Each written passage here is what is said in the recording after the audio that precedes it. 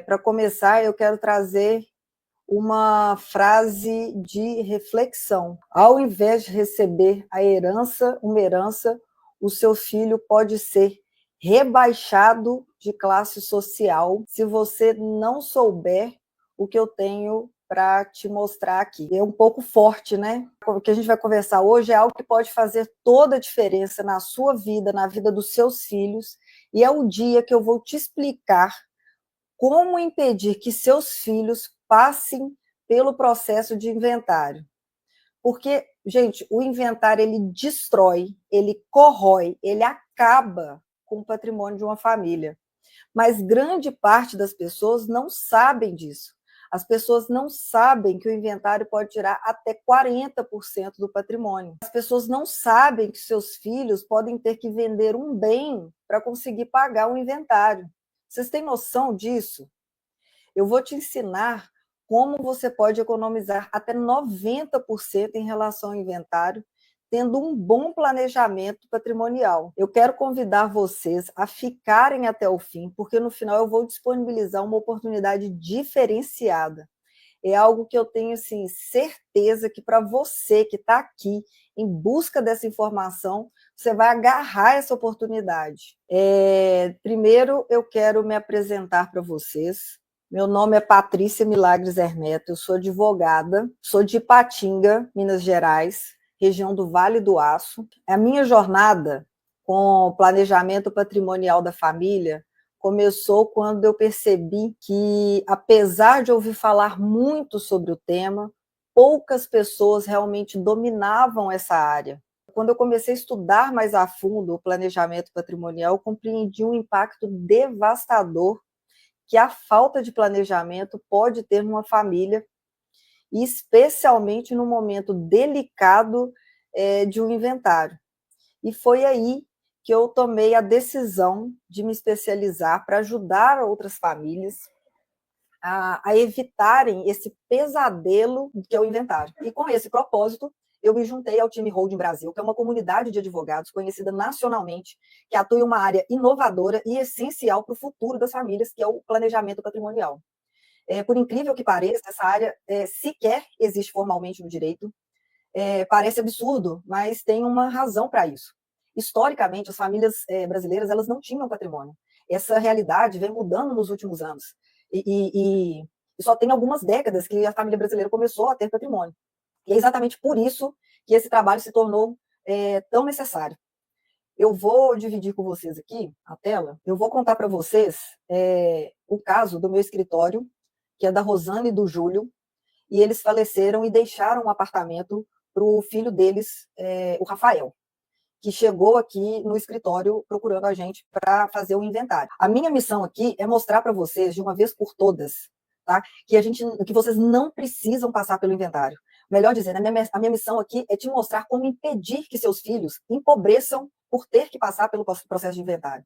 Eu vou mostrar através de números como o inventário é caro, além disso ele é burocrático e leva tempo, e eu vou te mostrar como ele pode dilapidar o seu patrimônio. E eu vou te mostrar também um caminho para você conseguir evitar que isso aconteça. Hoje eu vou te explicar com detalhes como esse sistema funciona, como você pode colocar ele a serviço da sua família. E esse sistema ainda possui algumas outras funções além do planejamento sucessório. Não é simplesmente evitar o inventário. Esse sistema também é usado como uma solução para as famílias que têm empresas familiares, que têm negócios e gostariam que esses negócios e essas empresas, o patrimônio construído continuasse na família por gerações, sem que no futuro outras pessoas viessem a ser agregadas a esses negócios, a essas empresas. E eu também vou te mostrar como é possível utilizar esse sistema para proteger os seus bens para as próximas gerações, para que não tenha que sair.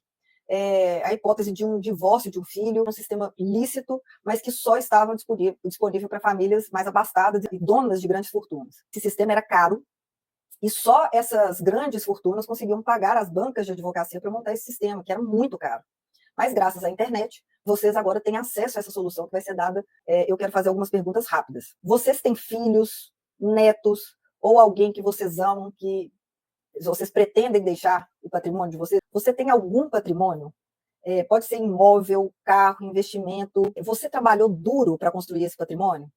Isso foi fruto de muito esforço, de muita dedicação. Você trabalhou a vida toda, muitas vezes, muito mais do que o necessário para o seu sustento, com o objetivo de deixar algo para os seus filhos ou herdeiros. E aí, uma última pergunta é: te incomoda pensar que parte desse patrimônio pode ficar para governo, advogados, cartório e outras despesas, ao invés de ir integralmente para os seus filhos? Se vocês responderam sim para pelo menos 3 dessas perguntas, esse tema é imprescindível para você. Na verdade, para você não, para os seus filhos. Evitar o inventário deve ser uma prioridade para você, é um verdadeiro ato de amor pelos seus filhos. Pensa aqui comigo. Não precisa do inventário para nada. Você não precisa. Quem vai enfrentar essa burocracia, esses custos, a dor de cabeça, não são seus herdeiros, não é você. No momento em que você não estiver mais aqui, é que eles vão enfrentar isso tudo. É um momento que eles vão estar num sofrimento grande e que vocês não vão estar mais aqui para proteger. Você concorda que o seu maior desejo é que os seus filhos recebam fruto do seu trabalho da forma mais íntegra e tranquila possível? Você não faz ideia, mas muita gente ganha com o inventário. E eu vou demonstrar isso para você agora. Eu vou voltar num caso real, né, e o impacto do inventário na vida de uma família é enorme. Esse é o caso da Rosana e do Júlio, que faleceram e deixaram para o seu filho, Rafael, um único imóvel, que era uma região, vamos colocar aqui, que a gente já que a gente está em Minas Gerais, na região da Savassi, em Belo Horizonte. E o Rafael tinha que fazer o inventário, porque o apartamento estava em nome dos pais e ele precisava passar para o nome dele, já que o patrimônio não pode ficar em nome de quem não está mais aqui. No caso do Rafael, o inventário foi extrajudicial, que é aquele feito em cartório, e serviu só para mudar a titularidade do imóvel e passar para o nome dele, que era o único herdeiro. E nessa conversa eu apresentei para ele tudo que ele tinha que fazer, toda a documentação que ele precisava correr atrás, e vocês podem acreditar, são muitos documentos. E tudo isso tinha que ser providenciado no prazo de 60 dias. Caso contrário, a lei estipula o pagamento de multa. Mas esse não era o único problema do Rafael. Eu apresentei, além dessa parte burocrática, os números do inventário. Eu expliquei para o Rafael que o apartamento que os pais deles deixaram, que foi adquirido há 20 anos por 250 mil reais, hoje vale 1 milhão. E que dentro da realidade da Savassi não é nada absurdo. E diante disso, quais são as despesas do Rafael com o imposto, que é o imposto sobre herança, que aqui em Minas Gerais é de 5%, independente do valor do imóvel, 5% do imposto sobre herança. Além deles, tem honorários advocatícios, que aqui em Minas Gerais a tabela mínima da OAB é de 7%, então somamos aí 70 mil reais. Tem cartório, porque não tinha menor envolvido, não tinha litígio, ele era filho único, os pais não tinham credores, então era um inventário simples, poderia ser feito extrajudicialmente. A despesa de cartório fica em torno de 5 mil reais. E teve ainda despesas com certidões, como eu falei, certidão do imóvel, certidão de cada um dos pais que faleceu, certidão do espólio, que é um número considerável de certidão que ele tem que apresentar, todas atualizadas. Depois disso tudo, você ainda vai gastar com registro de imóveis, que é para regularizar isso lá no cartório de imóveis. E a soma disso tudo foi de 135 mil reais, o que responde a 13,5% do patrimônio. Vocês imaginam o impacto que foi para o Rafael receber essa notícia. E ele ficou chateado, para não falar outra coisa, porque ele cresceu naquele imóvel. Para ele passar esse imóvel que os pais dele construíram para deixar para ele ia ter essa despesa gigantesca. Mas tinha um outro problema. O Rafael não tinha 135 mil reais. E muitas vezes, como aconteceu com o Rafael, a família não tem essa quantia disponível. E aí, qual a solução? A solução, muitas vezes, é de vender o imóvel. E aí muita gente fala, tudo bem, vende o apartamento, compra outro, para poder pagar essa dívida. Só que a dívida não era só essa. A perda do Rafael foi muito maior, porque o imóvel estava em nome dos pais dele. Então, quando ele foi vender, esse imóvel não estava livre e desembaraçado. Ele ia vender um imóvel que ainda estava em nome dos pais e que já não estão mais aqui, e ele teria que fazer um inventário. E por isso, ele não conseguiu o preço que o imóvel valia. Ele conseguiu vender esse apartamento com um deságio, que gira em torno de 20%. Ele vendeu esse imóvel 20% a menos do valor do mercado. Então, ele vendeu esse imóvel por 800 mil. Para vender o imóvel, houve, então, a incidência do imposto de renda, que é o ganho de capital, que é de 15%. Então, retomar as contas aqui e você vai pensando aí dentro da sua realidade. Então, dos 250 mil que o imóvel foi adquirido até os 800 mil, incidiu o imposto de renda sobre o ganho de capital, porque vocês concordam comigo que houve um ganho de capital? Então, somando tudo, está dando 217 mil. Mas aí, o Rafael vendeu o imóvel por 800. Então, o saldo que chegou no bolso dele foi de R$ 582.500 de um apartamento que valia 1 milhão. Ou seja, a perda patrimonial do Rafael foi de 42%. Nunca que os pais do Rafael iam imaginar que, no fim das contas, o patrimônio que eles construíram com tanto esforço seria dilapidado. Essa situação do Rafael, como eu falei antes, aconteceu na família dele e acontece com muita frequência, muito mais do que eu gostaria, com muitas outras famílias. E aí eu pergunto para vocês, é justo que seus filhos passem por isso? Que uma parte significativa do seu esforço de uma vida inteira se perca dessa forma? Então, gente, a regra é: quem tem filhos e bens, quando morre, os filhos precisam fazer o inventário. Mas não precisa ser assim. Existe um caminho lícito e inteligente para evitar que seus filhos sejam enquadrados nessa regra tão onerosa. Existe uma forma de proteger o seu patrimônio e garantir que ele chegue aos seus filhos com a menor perda possível. Depois que os pais têm conhecimento da existência desse sistema e que o inventário é um procedimento que dilapida o patrimônio da família, eles não querem outro caminho. A grande verdade é essa. E qual seria esse caminho? Como que faz para a gente evitar um inventário? A forma está em uma mudança de paradigma. Quem não tem vida eterna não precisa ter bens em nome próprio. Parece confuso, mas eu explico. Quem não falece não tem o que transmitir. Não tem patrimônio para os herdeiros para transmitir. Quem não falece sequer tem herdeiro. Então, o ideal é que o patrimônio esteja dentro de uma pessoa que não falece. E a pessoa que não falece é a pessoa jurídica, que é uma construção jurídica. Então, como que a gente faz essa mudança de paradigma? Por meio de uma empresa que não faz nada. E como ela não faz nada, Patrícia? Ela não vende nada, ela não presta serviço. E a lei permite que sejam criadas empresas, sociedades, com a finalidade de ter essa organização patrimonial. Então, a pessoa tem um patrimônio e essa empresa vai funcionar como um cofre. A partir de agora, não é mais o ser humano, a pessoa física que é dona do imóvel. O dono do imóvel é o cofre. O ser humano é dono do cofre porque ele é dono da chave do cofre. Mas você pode notar o seguinte: esse sistema em que coloca o patrimônio dentro de uma empresa traz também uma proteção patrimonial para a pessoa física.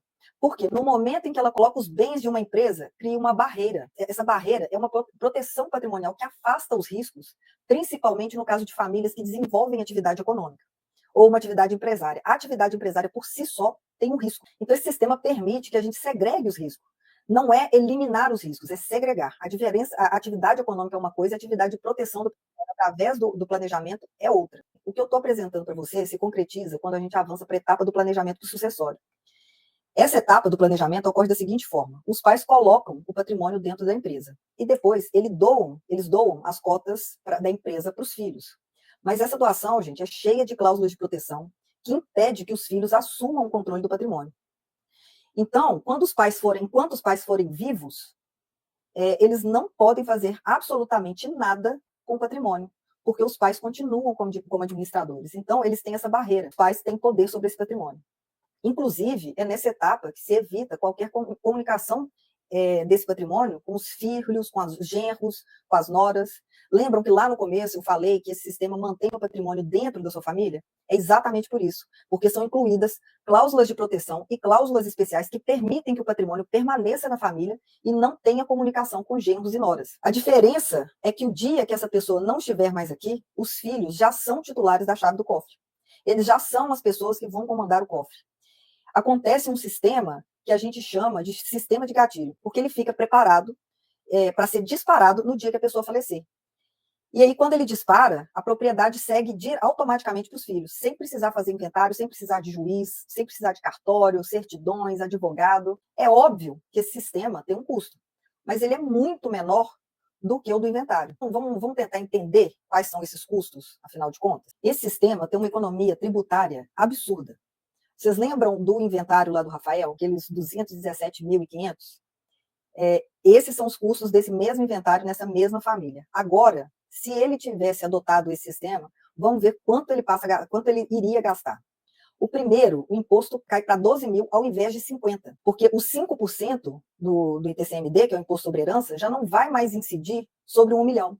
e sim sobre 250 mil, que era o valor declarado do imposto de renda. O valor do honorário, que era de 7% do patrimônio, é um valor que vai ser acordado, né, pelo advogado. Esse sistema, o honorário pode variar de acordo com a complexidade da família, do patrimônio, da estruturação do sistema.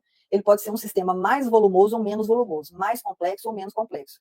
Eu coloquei aqui 25 mil, porque eu levei em consideração um imóvel só, simples, sem dificuldades, sem maiores complexidades, e nesse caso aqui especificamente, mas não necessariamente, é esse valor. Aí, ó, não temos despesas com cartório, também não tem despesa com certidão, o registro de imóvel não tem como fugir, mas esse sistema ela é bem reduzida, então não fica naquele valor de 7 mil, fica aí por volta de 3 mil, e também não tem o ganho de capital, porque não teve acréscimo patrimonial. Então, somando essas despesas desse sistema, o total gasto é de R$ 40.500, bem inferior aos 217.500, concordam? A diferença econômica, então, é de R$ 171 mil. Gera uma economia de 80%, nesse caso gerou, pode ser maior. E a principal diferença é que não tem perda patrimonial, vai caber no seu bolso. E você vai estruturar, você vai poder organizar isso de forma que caiba no seu bolso. Porque o valor é muito menor, você tem como programar esses pagamentos, tem como dividir, tem como negociar. Para satisfazer a curiosidade de vocês, eu vou dizer aqui qual é esse sistema que eu venho falando. O nome dele é a holding familiar. Mas, gente, presta atenção, ao contrário do que muitos pensam e às vezes aí até vendem, a holding familiar não é simplesmente criar uma empresa e tacar o patrimônio lá dentro, não. A holding familiar é um sistema que pode envolver uma, duas ou mais empresas, dependendo da complexidade do seu patrimônio e da estrutura da sua família. Mas o objetivo principal da holding familiar é organizar o seu patrimônio de forma estratégica, transferindo os seus bens para dentro dessa estrutura jurídica, de modo que ele traga segurança e eficiência tributária para as famílias. E para você que é empresário, pior do que ter bens em CPF é ter bens no CNPJ da sua empresa. Mas a gente tem como mudar isso através da holding empresarial e familiar, que além de proteger os seus bens, deixando no cofre, como acontece na holding familiar, você pode perpetuar a sua empresa, deixando tudo organizado através do planejamento sucessório e da governança, no momento em que você não estiver mais aqui.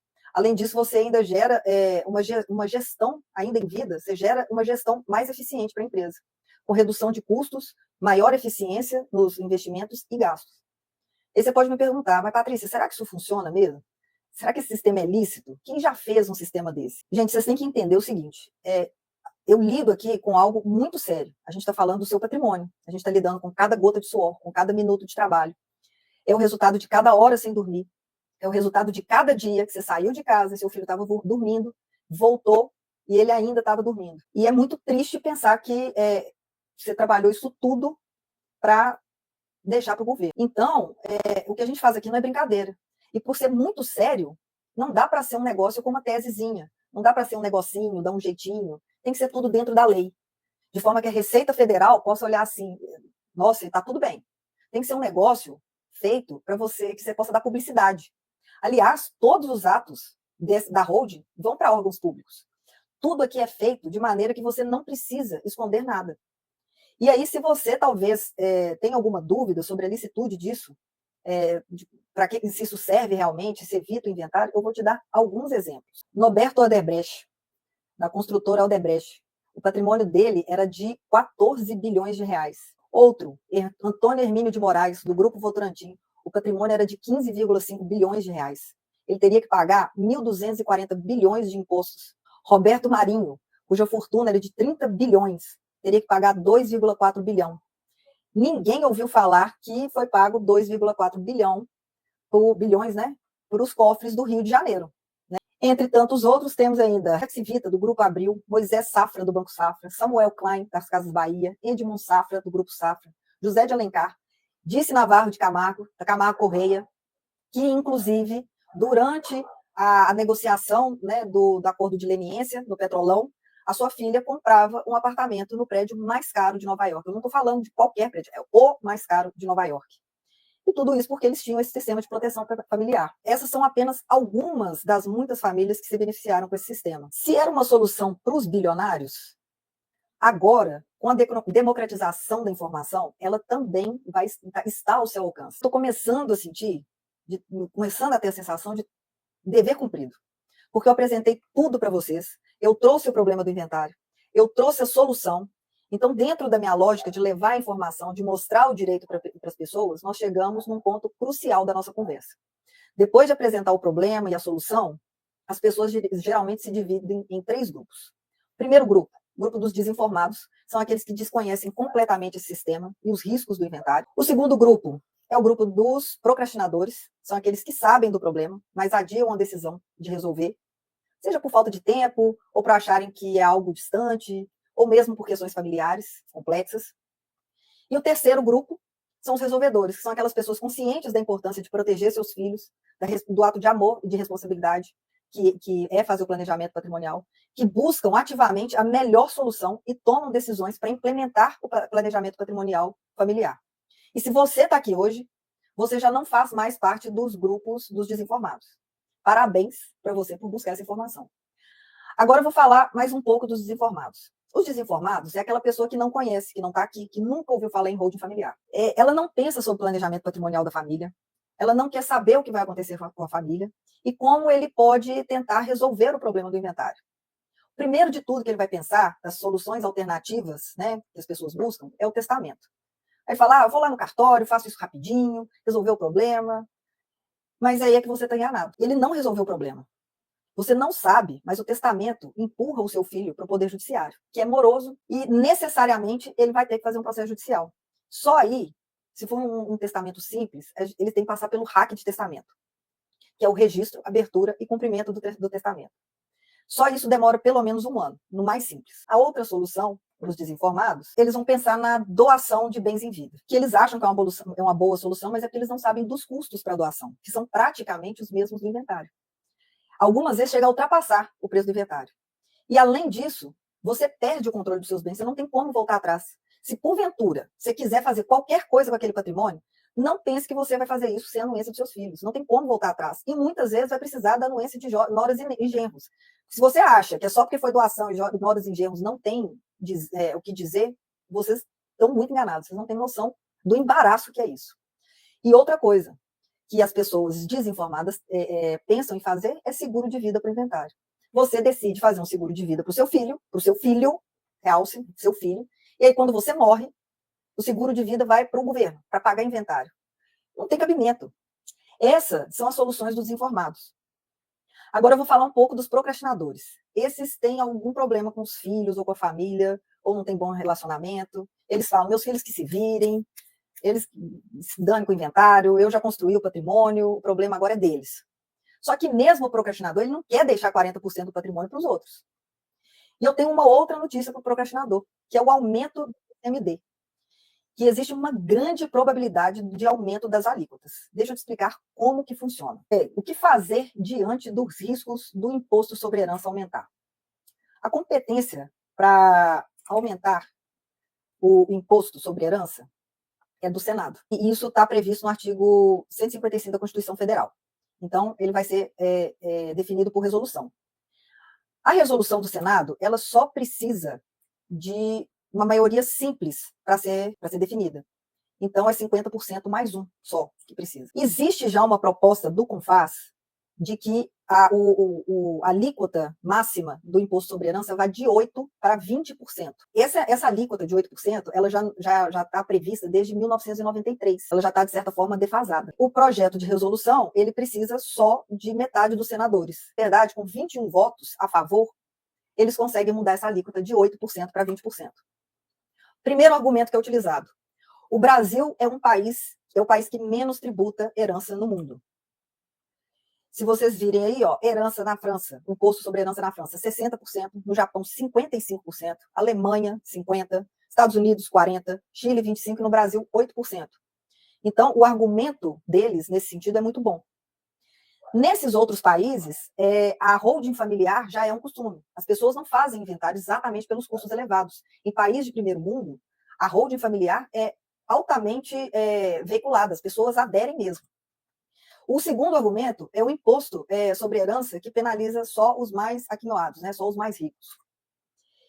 E, além da proposta do CONFAS, também tem uma proposta do Cid Gomes e uma PEC 96 de 2015, sugerindo o aumento dessa alíquota. Agora, quando isso deve acontecer, a gente não sabe. Ou seja, vai aumentar muito o valor do inventário. Vocês imaginem, além de todos os que a gente já viu do inventário, a alíquota do imposto de herança ainda vai aumentar. O impacto do patrimônio da sua família vai ser ainda maior. Então, portanto, não procrastine. A hora de agir, gente, é agora, enquanto as condições são mais favoráveis. E aí chegamos no grupo que mais me motiva, que é o grupo dos resolvedores. São os que amam sua família, que não vão deixar os problemas de lado, que entende que proteger o futuro dos filhos é um ato de amor e responsabilidade, que vão deixar um legado, vão deixar 100% do patrimônio para a família. O resolvedor faz um ato de amor, porque ele ama os seus filhos. E aí você me fala, Patrícia, eu gostei muito da explicação, eu sou um resolvedor, sou uma pessoa resolvedora, eu quero acabar com isso, como que eu faço? Como que é o serviço? Como que funciona? Lembra que lá no início da palestra, que eu falei que eu ia criar uma oportunidade incrível para você? Então, agora chegou o momento. E eu não quero te vender nada aqui, eu não posso, até porque a OAB não permite, o estatuto da OAB é bem rígido nesse sentido, então eu estou aqui só para trazer informação de forma gratuita, mas eu não quero deixar de lado as pessoas que me procuraram, não quero deixar de lado você, que está aqui comigo na palestra, só que não tem como eu tratar as questões pessoais de cada um aqui, sem expor cada um de vocês. Então, deixa eu explicar aqui como que funciona esse serviço. O primeiro passo, e o mais importante, é a sessão de viabilidade. Essa sessão é um momento dedicado a você, a entender a fundo a sua realidade familiar e patrimonial. É um raio-x completo para a gente diagnosticar se a holding familiar é realmente a melhor solução para o seu caso específico.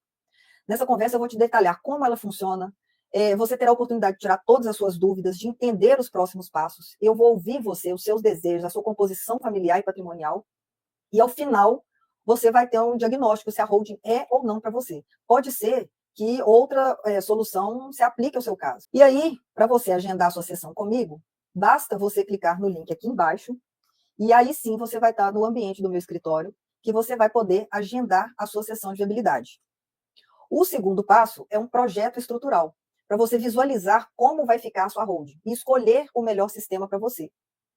Lá você vai ter todos os custos da holding, você vai poder selecionar, a gente vai dar mais de uma sugestão de sistema, você vai escolher qual é o melhor para você. E aí o terceiro passo é, de fato, concretizar a holding, onde ocorre a produção dos contratos. Eu vou deixar aqui o link nos comentários aqui embaixo, na descrição do vídeo. Normalmente, essa sessão de viabilidade custa, no escritório aqui, R$ 1.800. Só que para quem está nessa palestra, eu tenho uma condição muito especial, realmente é muito especial. E por que você deve aproveitar essa oportunidade? O valor da sessão de viabilidade, como eu falei, normalmente é de R$ 1.800. E hoje você vai ter esse benefício, essa condição especial que é válida por um período limitado. Mas eu quero prestigiar vocês que estão aqui, que são resolvedores, só que essa surpresa eu não vou contar aqui. Só vai descobrir quem clicar no link e preencher o formulário de agendamento da sessão. Porque ali sim é o ambiente que eu quero que você tenha, a gente vai poder tratar disso mais a fundo. Eu quero que você tenha o menor impacto possível na construção da sua holding. Então, gente, não perde essa oportunidade. Eu tenho certeza que isso é prioridade para você, para os seus filhos, para a sua família. Se não fosse, você não estaria aqui comigo até agora. Mas, assim, se esse não for o seu momento, tá tudo bem também. Talvez isso não seja uma preocupação para você hoje, e de verdade eu espero que eu tenha contribuído com essas informações de hoje, que ela tenha acrescentado algo para você, algum conhecimento. E agora, se esse é o seu momento, de fato, não perde essa oportunidade, porque ela não vai ficar disponível por muito tempo. Eu tenho um limite de atendimento na agenda, e eu quero atender você o quanto antes. Porque se você quiser agendar depois, direto para o site, vai ter que pagar o preço cheio. E esse mês, por exemplo, eu só tenho agenda para daqui 1 semana e meia. Então é isso. Nós chegamos ao fim. Estou com um sentimento aqui de dever cumprido, espero ter trazido para vocês uma transformação na sua vida, na vida da sua família. E esse sistema vai servir no momento em que você não estiver mais aqui, para cuidar dos seus filhos. No momento em que eles estarão por conta própria.